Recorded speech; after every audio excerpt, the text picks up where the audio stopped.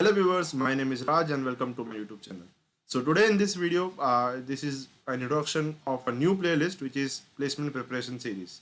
So often in placement rounds or in a walk-in interview round, a coding round, so you will encounter questions which are very frequent and which are very common.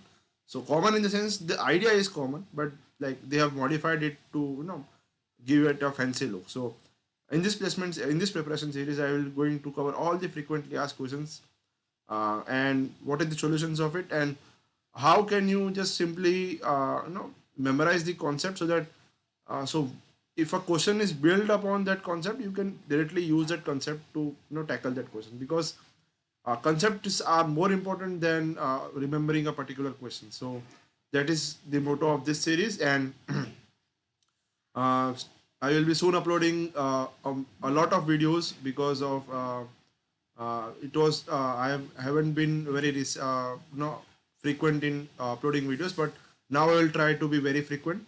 So stay tuned, like, share, and subscribe the channel, and don't forget to click the bell icon. Thank you, and watch the videos that are coming up next.